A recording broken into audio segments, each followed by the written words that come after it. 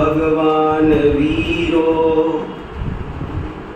मंगलं गौतमो गणी मंगलं कुंदार्यो जैन धर्मोस्तु मंगलम जैन धर्मोस्तु मंगलम।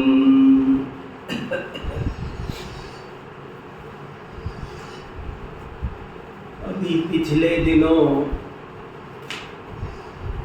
मोहनलाल सुखाड़िया विश्वविद्यालय उदयपुर में मेरा एक व्याख्यान हुआ था। आचार्य कुंद का मुख्य योगदान, ये विषय था। क्या विषय था? आचार्य कुंद का मुख्य योगदान। तो वो व्याख्यान तो हो गया, लेकिन वो विषय अभी तक मेरे चित्त में घूम रहा है। मैं उसी विषय पर पढ़ रहा हूँ, कुछ लिख लेता हूँ, नोट्स बनाता रहता हूँ, सोचता रहता हूँ। तो अभी मेरा चित्त उसमें अच्छे से डूबा हुआ है। तो मैंने सोचा आज का स्वाध्याय आपके साथ भी इसी विषय पर करते हैं कि आचार्य कुंद देव का क्या योगदान है। हमारी आचार्य परंपरा में लाखों आचार्य हुए हैं। मंगलाचरण किया ना, मंगलम भगवान् वीरो मंगलम गौतमो गणी मंगलम कुंदार्यो जैन धर्मोस्तु मंगलम। और उन लाखों आचार्यों ने लाखों की संख्या में ग्रंथ लिखे हैं। ग्रंथ भी हमारे लाखों हैं और आचार्य भी हमारे लाखों हैं। ऐसे क्यों बोला कि लाखों आचार्य ऐसे भी हैं कि जिन्होंने कोई ग्रंथ ही नहीं लिखे, और अनेक आचार्य ऐसे हैं कि जिन्होंने एक नहीं बहुत सारे ग्रंथ लिखे। आचार्य कुंद ने भी लगभग 84 पाउड़ लिखे थे, ऐसी प्रसिद्धि है। यद्यपि वे अभी तक हमारे किसी के देखने में पूरे आए नहीं हैं, लेकिन उनके नाम जरूर मेरे को एक जगह कहीं पढ़ने को मिले हैं कि ये 84 पाउड़ उन्होंने लिखे हैं। और उसके अलावा भी उनके कुछ और ग्रंथ बताए जाते हैं। जैसे कि कोई कहता है कि रयणसार भी उन्होंने ही लिखा है। कुछ कहते हैं कि 10 भक्ति भी उन्होंने लिखी है। कुछ कहते हैं कि मूलाचार भी उन्होंने लिखा है। कुछ कहते हैं कि 12 अणुवेक्षा भी उन्होंने लिखी है। कुछ कहते हैं कि 60 खंडागम पर भी एक परिक्रम नाम की टीका उन्होंने लिखी थी। और कुछ लोग तो यहाँ तक कहते हैं कि वो जो तिरुक्कुरल नाम का एक काव्य पाया जाता है, जो आज 80 भाषाओं में मिलता है, वो ग्रंथ भी वास्तव में कुंद आचार्य ने ही लिखा था।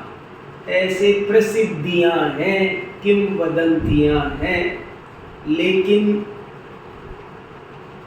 सर्वसम्मत नहीं है।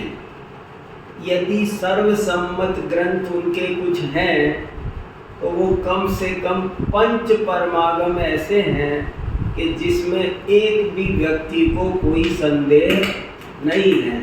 और वे 5 परमागम हैं: समय सार, प्रवचन सार, नियम सार, अष्टपाहुड़ और पंचास्तिकाय संग्रह। ये 5 ग्रंथ सबसे ज़्यादा महत्वपूर्ण हैं। और हमारे सभी पूर्वजों का कहना है कि ये 5 ग्रंथों को सबको जरूर से जरूर पढ़ना चाहिए। एक बार नहीं, अनेक बार पढ़ना चाहिए।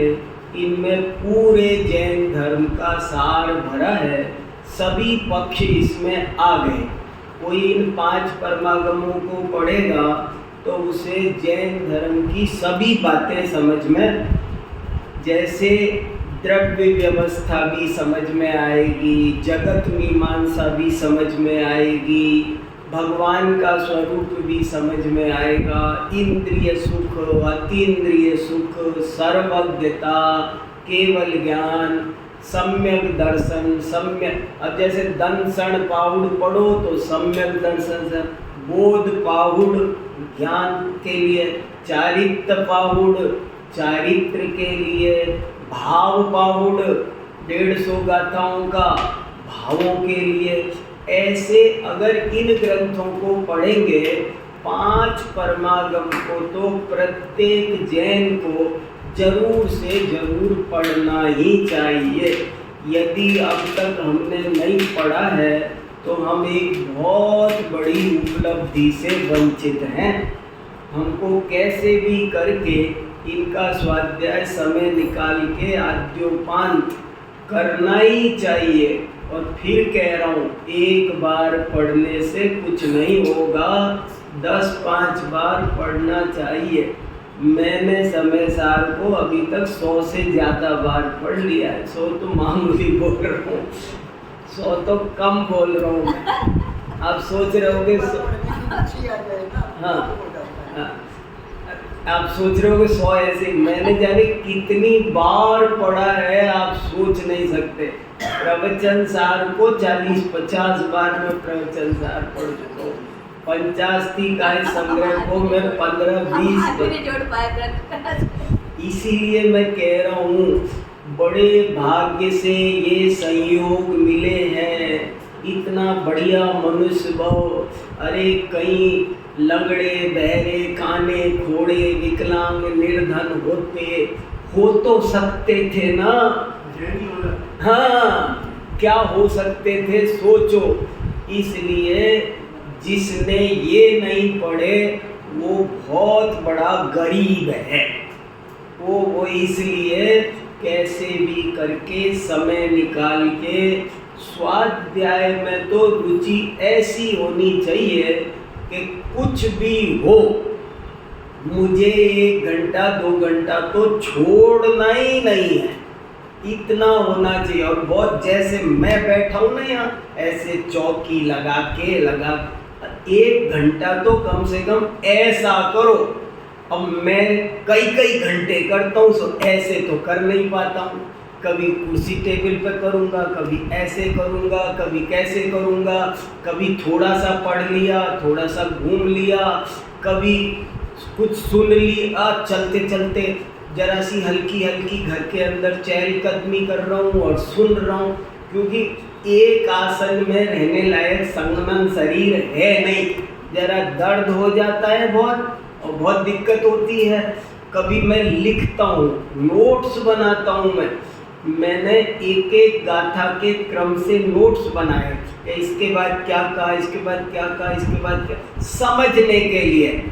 और ऐसे मैं बहुत कोशिश करता हूँ और इसीलिए आपसे कह रहा हूँ कि बहुत पवित्र भाव से, निर्मल मन से ये काम करने लायक है। इसे जरूर से जरूर करना चाहिए।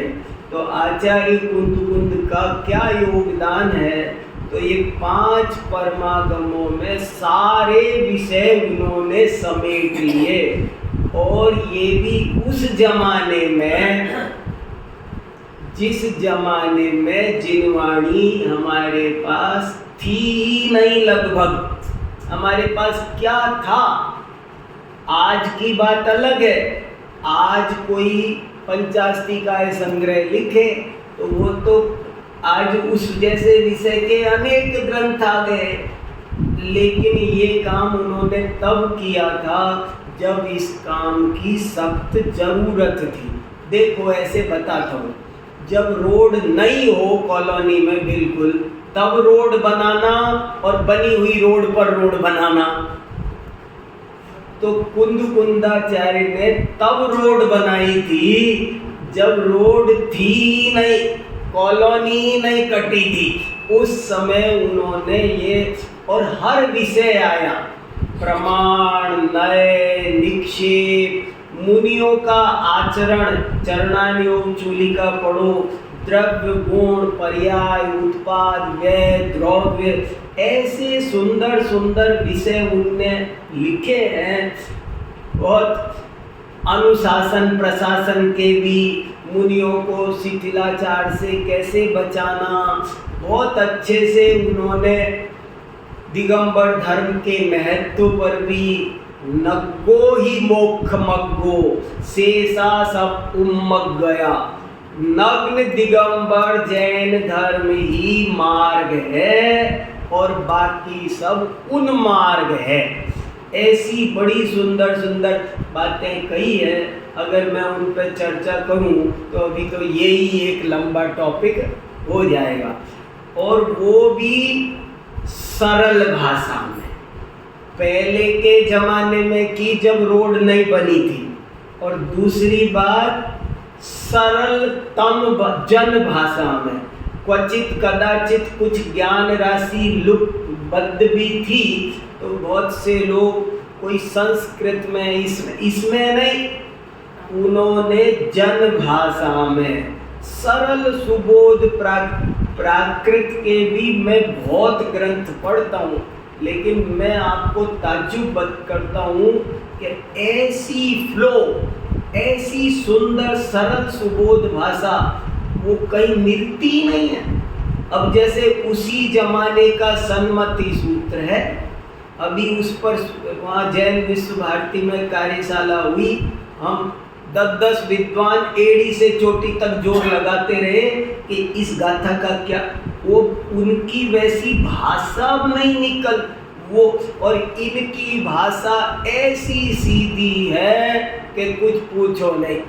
वंदितु सव सिद्धे ध्रुवमचल मनोगमं गतिं पत्ते, वोचामि समय पाहुडो मिणवो सुध केवली बणिदम। एक भी शब्द कठिन नहीं है, फ्लो कितना अच्छा है। रक्तो बंददिकम्मम मुंचदि जीवो विराग संपन्नो, एसो जिणो वदेशो तम्मा कम्मे सुमारज्ज। कैसी सरल सुबोध मीठी। अब अंदाजा लगाओ, ये मैंने इसलिए सुनाई, मैं सुनाता जाऊं अभी गाता ही गाता हो जाएंगे 10 बजे तक। ऐसी सरस गाताएं हैं। एदम मिरदो नित्यम संतुष्टो होई नित्य मेदम्मी, एदेण होई तित्थो होई दितु उत्तमम सोखम। बिल्कुल सीधा सच्चा अनुवाद, बिल्कुल कोई डिक्शनरी ना देखनी पड़े, कुछ अन्वय ना लगाना पड़े। सौर सेनी प्राकृत, जो उस जमाने में बृहत्तर भारत की मानक भाषा थी, ऐसे करके ये भी उनका बहुत बड़ा सरल भाषा में उस जमाने में सब विषयों को वे हम पर अनंत कृपा करके लिख गए। ये उनका बहुत बड़ा योगदान है। खैर देखो, ऐसी तो बहुत बातें हैं, ये तो मैंने 2-3 पॉइंट बताए, लेकिन ऐसी तो और भी मैं 10-20 बात आपको बता सकता हूँ, लेकिन आज मेरा टॉपिक वो नहीं है। आज मेरा टॉपिक आचार्य कुंद का योगदान इतना सा नहीं है। मेरा टॉपिक है आचार्य कुंद का मुख्य योगदान। समझ में आया? प्रमुख योगदान मैं बताना चाह रहा हूँ। माने उन्होंने प्राकृत में लिखा, गासा में लिखा, ये किया वो किया, अनुशासन प्रशासन किया, वो सब ठीक है। मैं तो कुछ और एक बहुत ही इम्पोर्टेंट बात की ओर आपका ध्यान क्योंकि सब लोग बहुत स्वाध्यायी है और अपन 25 साल से अब जहाँ पहुँचे हैं जिस लेवल पर, मुझे तो उस लेवल को थोड़ा सा दिखाना है कि उनका क्या योगदान है। मैं इन बातों में ज़्यादा दम अभी आपको नहीं बताना चाह रहा कि 84 लिखे कि 40 लिखे कि 4 लिखे 10 लिखे जल्दी। मैं इन बातों के गीत नहीं गाना चाह रहा आज, किस भाषा में लिख दिया, किस छंद में लिख दिया, कि मैं तो एक ऐसी बात बताना चाह रहा हूँ कि जो केवल और केवल और केवल और केवल उनका ही योगदान है और बहुत बड़ा है, जिसके बिना हम बहुत अधूरे रह जाते। और वो योगदान क्या है मैं पाता हूँ, तो वो उनका योगदान सबसे ज़्यादा, उस योगदान को समझना हो तो हमें समय सार का पारायण थोड़ा गहराई से करना पड़ेगा, अगर वो योगदान समझना है तो। और उनका वो योगदान ये है कि उन्होंने समय सार के प्रारंभ में ही साफ साफ कहा कि सब जीवों ने अनादि काल से आज तक काम भोग बंधन की कथा तो बहुत सुनी है, लेकिन एकत्व विभक्त निज शुद्धात्मा की बात न सुनी है, न परिचय किया है, न अनुभव किया है। इसलिए मैं तो अपने संपूर्ण वैभव से पूरी एनर्जी लगाकर, पूरी ताकत लगाकर मैं उस एकत्व विभक्त शुद्धात्मा को दर्शाऊंगा। ये उनका बहुत बड़ा मुख्य योगदान है और इसको भी थोड़ा सा और समझना जरूरी है, इतने में नहीं काम चलेगा, अभी भी नहीं काम चलेगा। उन्होंने कहा कि एकत्व विभक्त शुद्धात्मा का मतलब क्या, और उन्होंने जो निश्चय व्यवहार की शैली में भूतार्थ अभूतार्थ की भाषा में जो बात रखी है वो बहुत ज़्यादा समझने लायक है। शास्त्रों तक में जो कथन पाए जाते हैं उन कथनों में भी उन्होंने कहा कि ये सब कथन तो अभूतार्थ है, तुम इनको एज इट इज समझोगे तो तुम झटका खा जाओगे। और ये बात उन्होंने समय सार के अलावा अन्य ग्रंथों में भी संकेत किया, जैसे देव शास्त्र गुरु की श्रद्धा को सम्यक दर्शन कहते हैं, ये बात जिनवाणी कह रही है। लेकिन पंचास्तिकाय संग्रह में आचार्य कुंद देव लिखते हैं कि भ्रमित मत हो जाना, देव शास्त्र गुरु की श्रद्धा वो सम्यक दर्शन नहीं है, क्योंकि सम्यक दर्शन तो मोक्ष का कारण है, वो तो वीतरागता का नाम है। और देव शास्त्र गुरु की श्रद्धा तो राग है, वो तो पर के प्रति राग है ना, इसलिए वो तो राग रूप है और वो तो बंध का कारण है। वो मोक्ष का, सम्यक दर्शन मोक्ष का कारण है और ये बंध का कारण है। बताओ, जिसे जिनवाणी में कहा था उसी, और उन्होंने बहुत साफ साफ लिखा, परमाणु मात्र भी जिसे परद्रव्य से राग है, जहाँ परमाणु मात्र भी परद्रव्य से राग है वो मोक्ष मार्ग नहीं हो सकता। मोक्ष मार्ग विशुद्ध वीतरागता का नाम है। एक तो ये पॉइंट बहुत मैं हाईलाइट करना चाह रहा हूँ, मैं 3-4 पॉइंट ही बोलूँगा बस। एक ये पॉइंट है खास, आपको इस पर होमवर्क करना है। उन्होंने बहुत ताकत लगाकर इस बात को स्थापित किया, इसकी रक्षा की, सुरक्षा की, इसका प्रतिपादन किया कि केवल वीतरागता ही मोक्ष मार्ग है, बाकी कुछ भी मोक्ष मार्ग नहीं है। जो मोक्ष मार्ग के नाम पर बहुत बड़ी सेना तुम पढ़ते सुनते चले आ रहे हो ना, वो सब राग है और कुछ नहीं है, और राग है सो आग है और वो संसार का कारण है। खेल खत्म। माने उसमें कोई कंप्रोमाइज नहीं चलेगा कि आप कोई भी काम करो। जैसे 16 कारण भावना भानी चाहिए कि नहीं, उन्होंने कहा कि ये तो राग है, ये संसार का कारण है। माने जिस पर दुनिया लट्टू हो रही है, और हमें भी अगर आचार्य कुंद देव ये बात नहीं समझाते तो क्या पता हमारी भी समझ में ये बात कहाँ आती।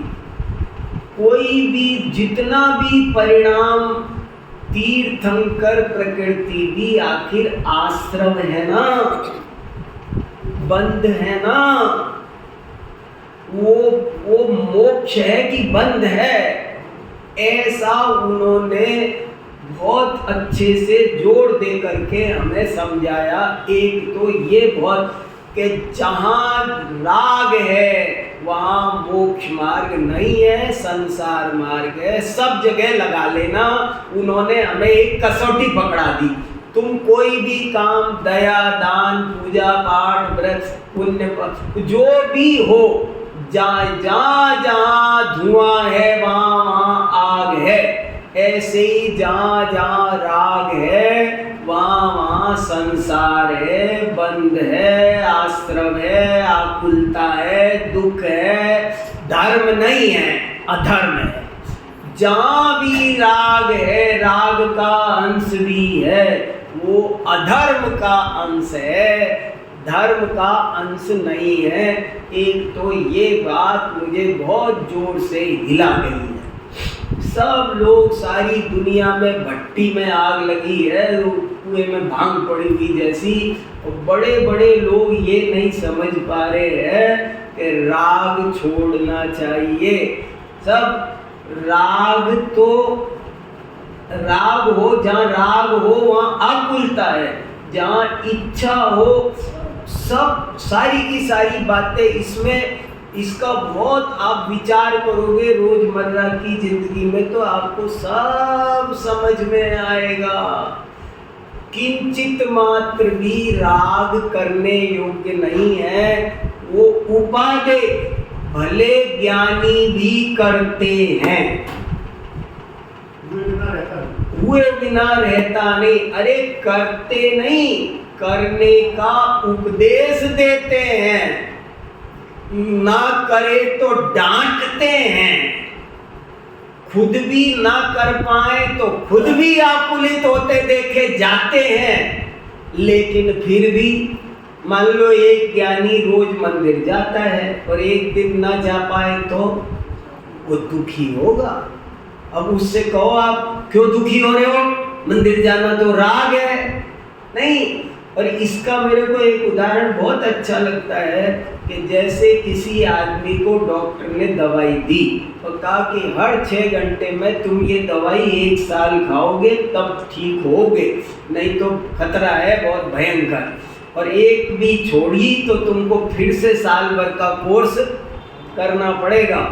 तो वो बहुत चिंता करता है, घड़ी में अलार्म भरता है, सबको कहता है, और हर 6 घंटे में वो दवाई लेता रहता है, जरा सी भी लेट नहीं होने देता है।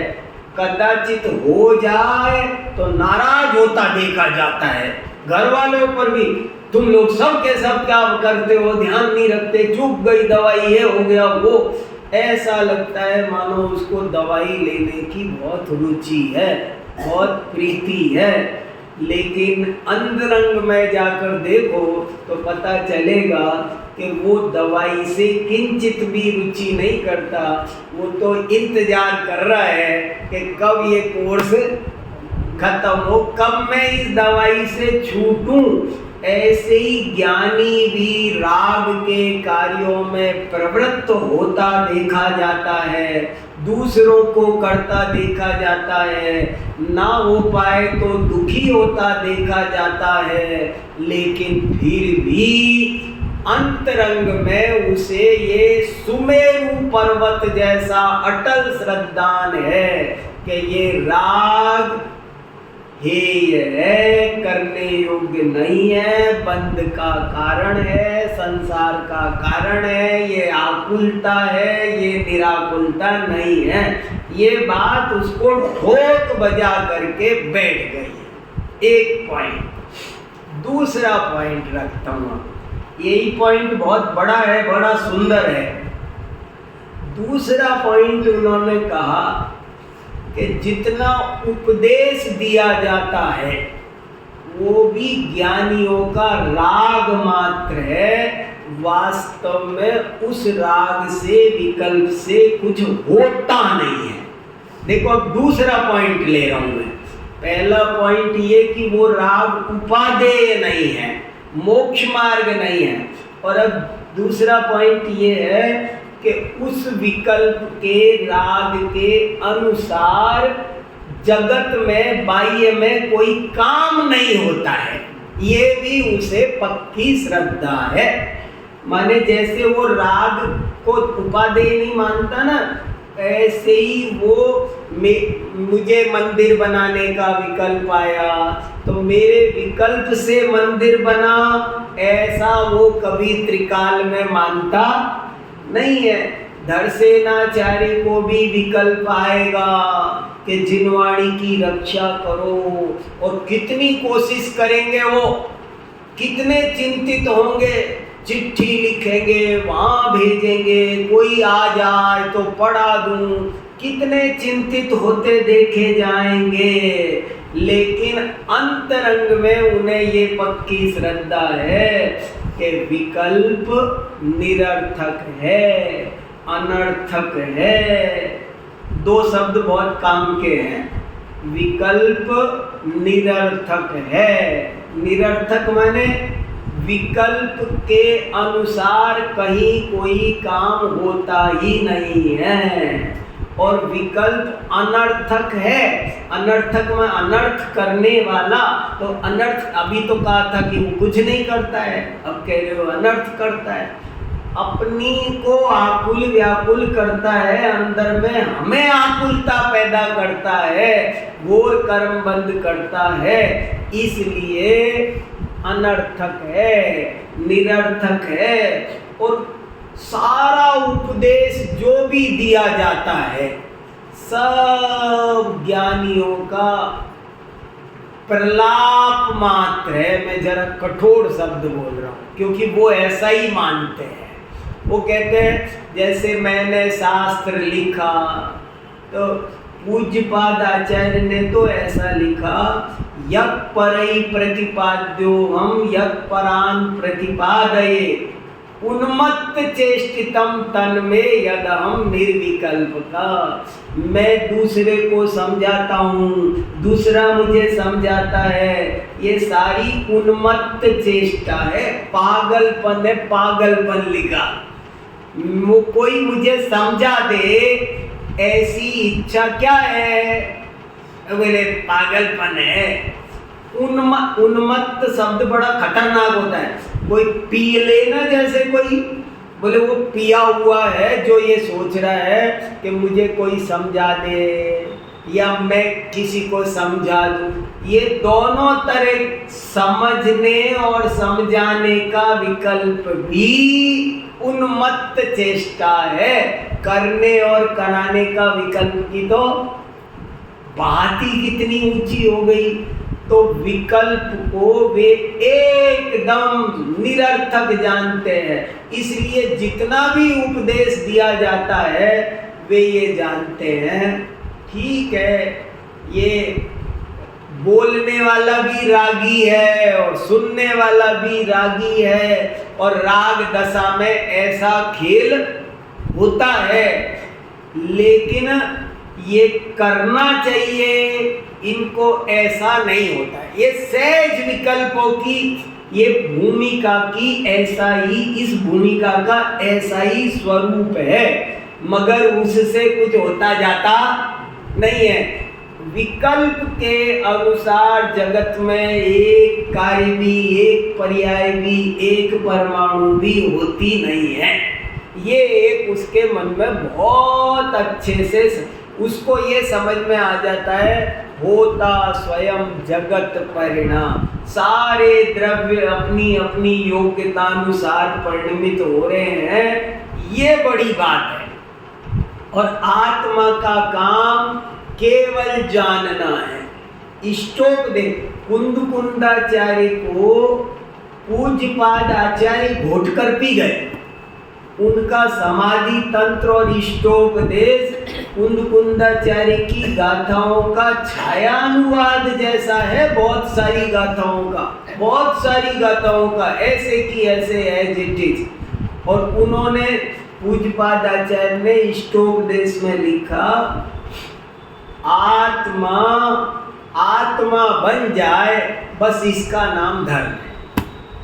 छोटी सी लाइन लिख दी, आत्मा बन जाए बस इसका नाम धर्म है। और क्या बनना है बताओ? और आत्मा मुनि बने, श्रावक बने, आत्मा वो छोड़ दो, डॉक्टर, प्रोफेसर, सेठ, फलाना ढिकाना, माँ बाप, ये वो कह रहे आत्मा बन जाए बस। मैं तो ये बहुत सरल है धर्म, बहुत सरल है कि तुम आत्मा हो और आत्मा रहो। तुम आत्मा होकर मनुष्य बनते हो, तुम आत्मा होकर प्रोफेसर बनते हो, तुम आत्मा होकर डॉक्टर बनते हो, स्त्री बनते हो, पुरुष बनते हो, बस इसका नाम आत्मा के अलावा कुछ भी बने वो अधर्म है। और आत्मा बने बस इसका नाम धर्म है। कितनी बढ़िया बात लिख दी, आत्मा रे। और आत्मा रे माने केवल ज्ञाता दृष्टा निराकुल शांत अपने गुण पर्यायों में मगन रहे, अपने को अपने में लीन रखे, बस इतने से का नाम धर्म है। पर लक्ष्य कितना खतरनाक शब्द डाला, मोक्ष पाउड में लिखा, पर दब्वादो दुर्गति सगदब्वादो सुगति। पर द्रव्य की तरफ देखने, उसकी चिंता करने से ये, और बहुत ठोक बजा के लिखा, कोई किसी को सुखी नहीं कर सकता, कोई किसी को दुखी नहीं कर सकता, कोई किसी को मार नहीं सकता, कोई किसी को जिला नहीं सकता। इसलिए बिल्कुल अकर्तावाद की पराकाष्ठा पर उन्होंने बात को कही, समझाई, सुरक्षित की, सिद्ध की, समझाई। केवल कही नहीं, उसे नाना तर्कों से, युक्ति से, द्रव्यों, पर्याय, उत्पाद, द्रव्य, हर विषय से उन्होंने ये बात सिद्ध की कि विकल्पों के अनुसार कुछ होता नहीं है। पहला पॉइंट था कि जितना भी राग है, चाहे वो मंदिर में हो रहा हो, शास्त्र पढ़ने में, देवसाल गुरु के प्रति हो रहा हो, राग जहाँ जहाँ है वहाँ बंद है, आश्रम है, संसार है, आकुलता है। और वो कोई भी परिणाम हो राग का, दुनिया में जिनको जप, तप, दान, सील, संयम जिन पर बहुत लगाया जाता है, उनमें भी जो राग का परिणाम है वो सब आग है, आकुलता है, बंध का कारण है। और दूसरा पॉइंट कि जितना भी जो कुछ विकल्प आता है वो ज्ञानियों का प्रलाप कह सकते हैं, या कहो भूमिका अनुसार प्रवर्तन है। भूमिका में ऐसे भाव आते हैं, जैसे मैं कहता रहता हूँ, मान लो आप ये समझो कि मान लो मेरा बेटा आए, पापा मैं गाड़ी लेके जयपुर जा, तो मैं ये नहीं बोलूँगा कि जा बेटा जो होना होगा हो जाएगा। एक पिता से यही मुख से निकलेगा, उसकी भूमिका में वो ऐसी भूमिका में खड़ा है कि वो ये बोलेगा कि देख बेटा आराम से जाना, धीरे चलाना, कोई तेज जाता हो तो उसे पहले जगह दे देना, हड़बड़ी मत। 10 उपदेश दूंगा मैं, क्यों? क्योंकि मैं जिस भूमिका में जगत का परिणमन तो जो ये शब्द है इनके समय सार में बार बार आया, जो होने योग्य है वही होता है, अनहोनी नहीं होती है, नहीं होने योग्य एक समय की पर्याय भी आसरण है, उसे 3 लोक में सम्राट महाबल सेनानी कोई टाल सकता नहीं है। ये बात हमको समझ में आती है क्या? ये श्रद्धा होती है भाई। भगवान ऐसे हाथ पे हाथ धर के ऐसे कैसे बैठ गए, मुझे बताओ, सोचो कैसे बैठ गए हो? कोई कहे वो अरे वो मेरे को रोज मंदिर जाने को बोला था, जाऊं कि नहीं जाऊं, मैं ऐसे बैठूंगे? अरे असली काम तो करने लायक ये ज्ञानी समझता है। ज्ञानी जानता है कि निर्भर रहने का नाम धर्म है। निष्कर्म शब्द आया, नैष्कर्म सिद्धि, निष्कर्म अवस्था का नाम धर्म है। किसी भी तरह, चाहे पाप कर्म को तो सारी दुनिया हे कहती है, मगर यहाँ जितना भी पुण्य कर्म है वो पुण्य कर्म भी मोक्ष मार्ग में कोई स्थान नहीं रखता है, क्योंकि राग है, इसलिए वो हे है, बंध का कारण है, मुक्ति का कारण नहीं है। इतनी तक, और जो होना हो वही होता है, नहीं होने योग्य नहीं होता है। आत्मा केवल जानता देखता है, सदा काल हमारा आपका काम। आत्मा आत्मा बन जाएगा क्या मतलब है? दर्पण दर्पण रहेगा क्या मतलब है? कि वो अपना काम करे, बस सिर्फ झलकाने का काम है। ऐसे ही आत्मा केवल झलकाने का काम करे, यही उसका असली काम है। आत्मा आत्मा रहे। दूसरा पॉइंट ये बहुत इंपॉर्टेंट है कि सारा जगत एकदम व्यवस्थित है, उसमें विकल्पों का प्रवेश भी तुम्हारे, अब कोई कुछ चाहता है, कोई कुछ चाहता है, अब किसी की इच्छा अनुसार काम होता हो तो ये तो जगत सारा का सारा गड़बड़ हो जाएगा। इसलिए इच्छाओं से कुछ होता जाता नहीं है। दूसरा ये पॉइंट उन्होंने बहुत जोर से रखा। तीसरा पॉइंट उन्होंने ये रखा कि वस्तु एकत्व विभक्त है। मुझे ये शब्द भी बहुत अच्छा लगता है, हालांकि इसका मैं दूसरा शब्द रख सकता हूँ, शुद्ध। एकत्व विभक्त माने उन्होंने शुद्ध आत्मा बताता हूँ की बजाय लिखा मैं एकत्व विभक्त आत्मा बताता हूँ। क्या फर्क है शुद्ध और एकत्व विभक्त में? कोई फर्क नहीं है, लेकिन जो शब्द है एकत्व विभक्त उसमें अर्थ क्लियर है। शुद्ध का मतलब क्या कि अपने गुण पर्यायों से वस्तु अभेद है, एक को तोड़ो मत और दूसरे को जोड़ो मत। दूसरे को जोड़ना ये भी अशुद्धि है। अशुद्धि 2 तरह से आती है, एक तो दूसरे से को जोड़ने से और एक अपने को तोड़ने से। जैसे भारत को खतरा, भारत में समस्या 2 तरह से आती है, एक तो बाहरी देश आक्रमण कर दे और एक अंदर के राज्य हैं वो बिखर जाए। वो न कहना माने। भारत को अच्छे से संचालित होने के लिए 2 काम जरूरी है, बाहर का कोई दखलंदाजी नहीं हो और अंदर के सभी राज्यों में संगठन हो। ऐसे ही प्रत्येक वस्तु में अशुद्धता 2 तरह से आती है।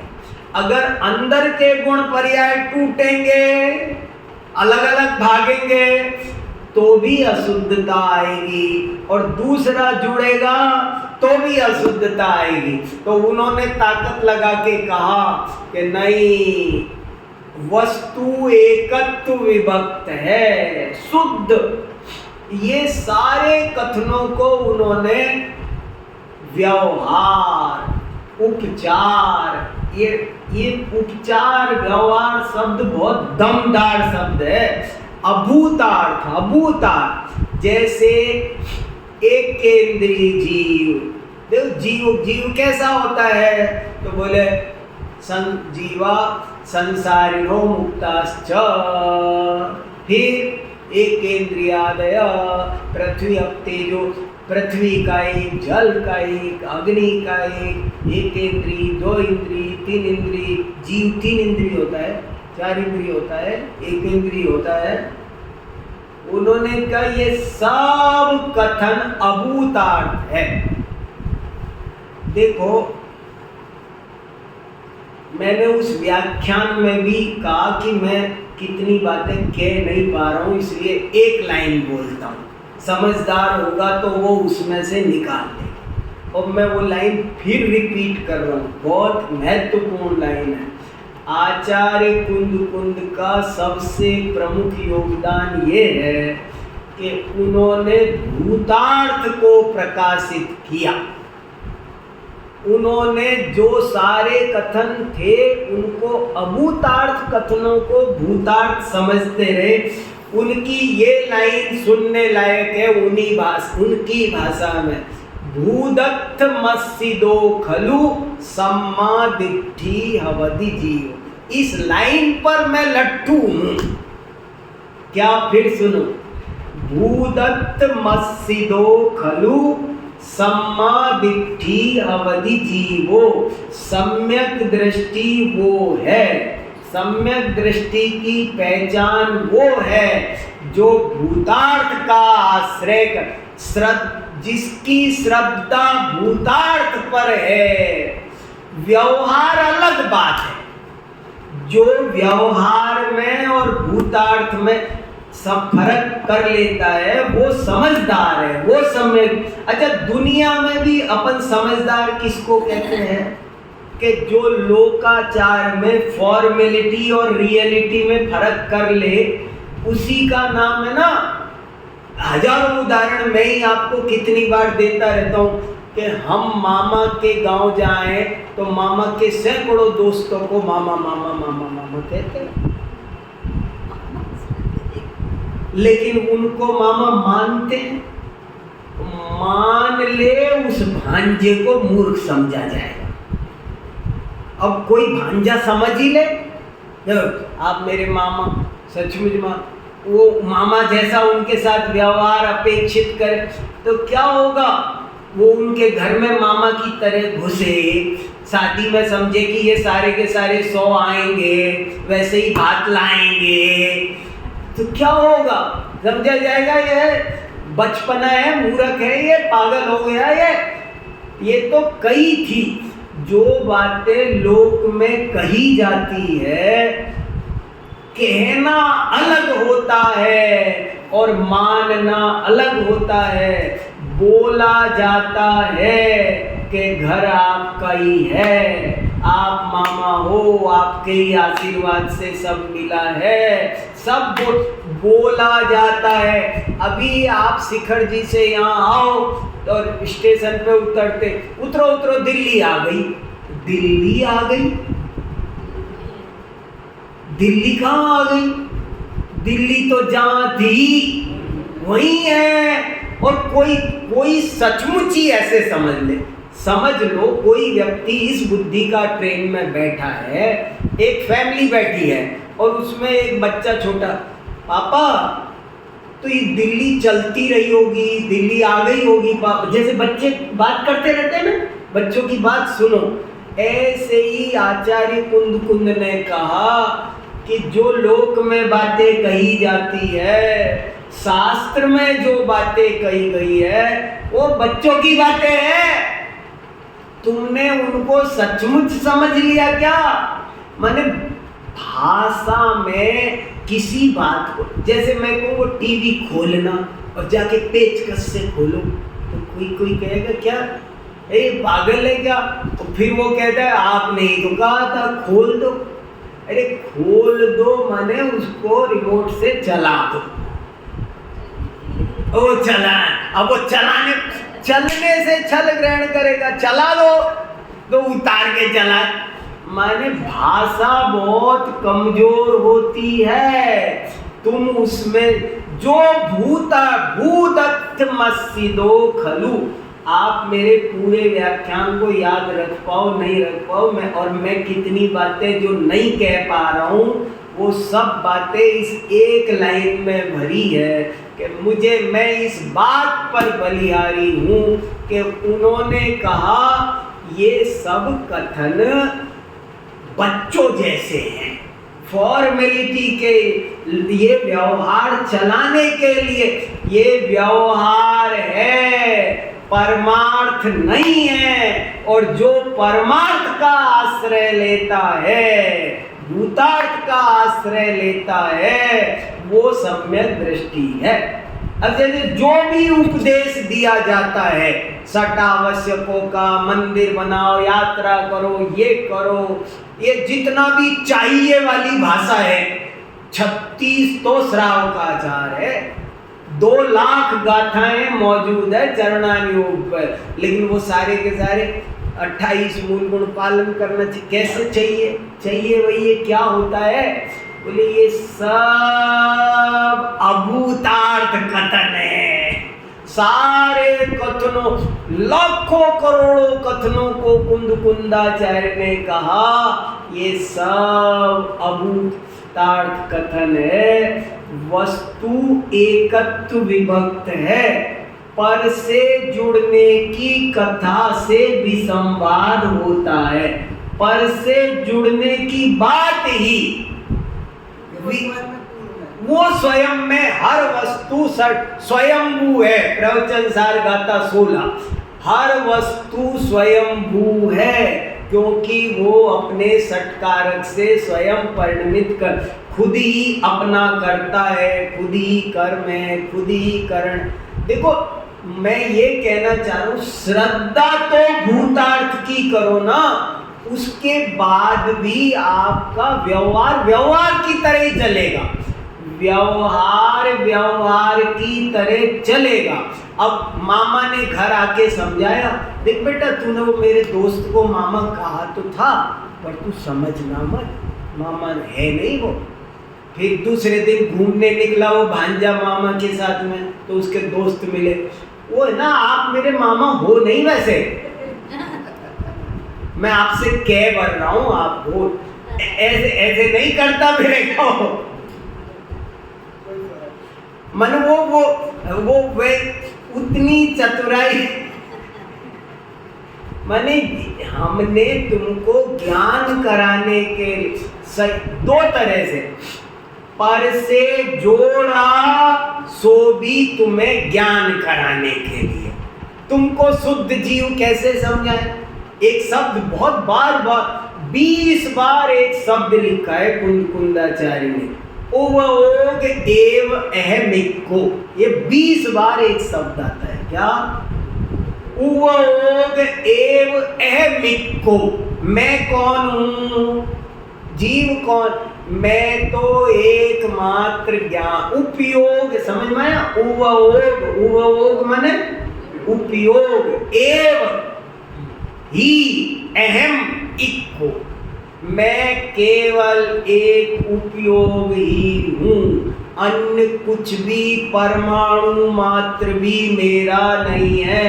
उवोग एव अहमिको। अब ऐसे में मेरे इंद्रियां कहाँ से आई? और आप कमाल करोगे, आचार्य कुंद देव ने इसलिए, सुनो गजब की बात, उन्होंने कहा स्त्री आत्मा को स्त्री कहना, पुरुष कहना, नारकी कहना, त्रियंच कहना, देव कहना, एक इंद्री दो इंद्री कहना, ये सब तो मिथ्या है ही। मिथ्या शब्द बोल रहा हूँ, अभूतार्थ, छल ग्रहण नहीं करना, अभूतार्थ है। और इतना ही नहीं, गुण स्थान के भाव भी अभूतार्थ है। क्यों? आत्मा अपने आप गुण स्थान बना के बता दे, वो अपने आप नहीं बना सकता है। जितने भी आत्मा के उतार चढ़ाव के परिणाम है, मति ज्ञान आदि, ये भी सब अभूतार्थ है, ये जीव नहीं। मैं शुद्ध उपयोग में हूं, अन्य उपयोग में नहीं हूं। ये गजब की बात है।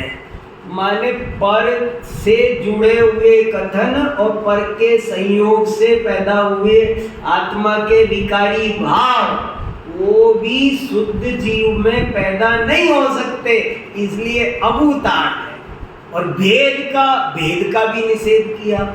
आत्मा में ज्ञान नहीं, दर्शन नहीं, चारित्र समझाने के लिए। अभी आप किसी बच्चे को, मान लो यहाँ अपनी पाठशाला चल रही है और बच्चों को पढ़ाया जा रहा है कि आत्मा कैसा है, आत्मा, तो बच्चे कहेंगे वो क्या होता है, वो जाने क्या समझ जाएंगे, भूत प्रेत। उनको जब ये बताओगे कि आत्मा में ज्ञान, दर्शन, चारित्र होते हैं, अमूर्तिक शरीर के एक एक गुण का जब ज्ञान कराओगे तब उनको ज्ञान होगा। मगर वो सचमुच ही समझ ले ज्ञान यहाँ रखा रहता होगा, यहाँ ज्ञान होता है, यहाँ दर्शन होता है। जैसे समझते हैं ना, हृदय में श्रद्धा है ज्ञान, ऐसे कुछ है। आत्मा पैरों में आचरण होता होगा, यहाँ दिल में सम्यक दर्शन, ऐसे कुछ नहीं है। आत्मा में दर्शन, ज्ञान, चारित्र का भेद बताना ये भी अभूतार्थ है। मैं बहुत बात कहना चाह रहा हूँ पर समय हो गया, कुछ कह नहीं पा रहा। जैसा मुझे भाषित हो रहा है, जैसा मेरे दिमाग में अभी चलता रहता है ना, सोते जगते भी चलता रहता है, ये चिंतन बहुत गहराई से चल रहा है और मैं परमानंद का अनुभव कर रहा हूँ। मैं अपने को कृत्य महसूस कर रहा हूँ, सोच रहा हूँ ये क्या हुआ, कैसे ये बात समझ में आ गई। इस बात पर सैकड़ों जन्म न्योछावर है। 100 जन्म लेकर के पढ़ते लिखते ऊंची ऊंची विद्या पाते तो भी क्या फायदा। ये बात समझ में आ गई कि अभूतार्थ क्या है और भूतार्थ क्या है। मैं ये बताना चाह रहा हूँ, अगर आपको ये समझ में आ जाए, जिनवाणी पढ़ते हुए भी ये विवेक आ जाए कि क्या बात, कौन बात भूतार्थ चल रही है, सब पढ़ते जा रहे, पढ़ते समय कथन अभूतार्थ है, समझ नहीं रहा भूतार्थ है। भूतार्थ को भूतार्थ समझो, जिनवाणी पढ़ते समय भी भूतार्थ को। लोक व्यवहार, दो दोस्त बैठ के बात कर रहे हैं और बच्चे सुन रहे हैं। अब बातें जो हो रही है दोस्त जान रहे कितनी बातें ये फॉर्मेलिटी में कह रहा है। दोनों दोस्त एक दूसरे में प्यार मोहब्बत के कारण बोलते हैं, लेकिन अब बच्चा समझ ले कि ये तो ऐसे ही कह रहे हैं, तो सब ठगा जाएगा कि नहीं ठगा जाएगा। राजा के बारे में लिखा है छत्र चूड़ामणि में, हृदयम च न विश्वास्यम नटायते ही भूव्रता, के राजा कौन, सफल राजा कौन होता है। सफल राजा वो है कि अपने सारे मंत्रिमंडल को सो तो ऐसा करे कि मुझे तुम पर अद्भुत विश्वास है और करे किसी पर नहीं ऐसा उसमें लिखा है कि सफल राजा वो है कि जो लगे तो ऐसा हर मंत्री समझे राजा मेरे पे भरोसा करता है, और करे वो किसी पर नहीं, अपने प्राइवेट पीए तक को भी अपने दिल की बात ना बताए। बताओ, ऐसे ही सम्यक दृष्टि होता है। वो भूतार्थ स्थिति क्या, जगत में भूतार्थ वस्तु स्थिति ये है कि प्रत्येक द्रव्य की प्रत्येक पर्याय अपने समय में व्यवस्थित होती है। जो कुछ जीव को केवल उपयोग एवं ऐबिक को, और मुझे किसी कारण से कोई उपदेश मेरे पूर्वजों ने, गुरुओं ने दिया है अब जरा जरा सी बात पे बोलेंगे। अभी जैसे मान लो मैं कोई गलत से कपड़े पहनूं तो मेरा दोस्त बोलेगा ये क्या कपड़े पहन रखे हैं, ऐसे मत पहना करो। क्या सब उपदेश दिए जाते हैं, लेकिन इनमें क्या भूतार्थ है वो जो समझ जाए वो ज्ञानी है। अंत में फिर लाइन जो मुझे बहुत प्रभावित कर गई है, भूदत्थ मस्सिदो खलु सम्मादिद्धि हवदि जीवो। सम्यक दृष्टि वो ही है जो भूतार्थ का आश्रय करता है। दूध को दूध और पानी को पानी कर दे, मिले हुए हो तो भी कर दे, उसका नाम हंस है। ऐसे ही सारी बातों में जो भूतार्थ को भूतार्थ समझ ले, कुंद कुंदाचार्य का सबसे बड़ा योगदान है कि उन्होंने भूतार्थ का उद्घाटन किया, प्रकाशन किया, संरक्षण किया और बहुत अच्छी तरह उसका स्थापन किया। मैं इस बात के लिए उनके चरणों में बारंबार प्रणाम करता हूं। नरेश जी, हाँ बाप बोलो, कुछ कह रहे हैं। राजा का आपने उदाहरण दिया, हाँ, तो राजा को किसी पर विश्वास नहीं करना चाहिए। मैं तो राजनीति पे मेरा प्रवचन नहीं है, मैं तो छत्र चूड़ामणि की लाइन सुनाई और है ऐसी, मैं 1 घंटा उस पर भी बोल सकता हूँ। किसी दिन वो टॉपिक ले सकता हूँ, एक दिन मैं जैन राजनीति शास्त्र पर बोल सकता हूँ, मेरे पास सामग्री है। और ये भी बहुत मार्मिक बात है। और राजा का नहीं, आपको किसी ऑफिस में बॉस के रूप में भी सफल होना है ना, घर में भी, इसका नाम छल नहीं है, ये समझदारी है, ये विवेक है। काम को कैसे करोगे आप, काम करने की ये कला, अंधविश्वास नहीं होगा, आप ठगाए नहीं जाओगे। आपके पास इतना बड़ा जो राजपद है, आप उसकी रक्षा नहीं कर पाओगे, वो मंत्री ही संग्रह करके आपको लूट लेंगे। आप कुछ मतलब इस चीज की रक्षा करना वो बड़ी कुशलता से होगा। पता चल गया आपके पास हीरा है तो आपका दोस्त भी नहीं छोड़ेगा, सगा भाई भी दुश्मन बन जाएगा। इसलिए उसे बताना नहीं है, हजारों बातें गुप्त रखने का शास्त्र में निर्देश है। ये नीति शास्त्र है, इसमें और कोई बात नहीं। ठीक है भाई साहब, नरेश जी कुछ कह रहे हैं? ठीक है, चलो। जावाणी के ज्ञान के सूझे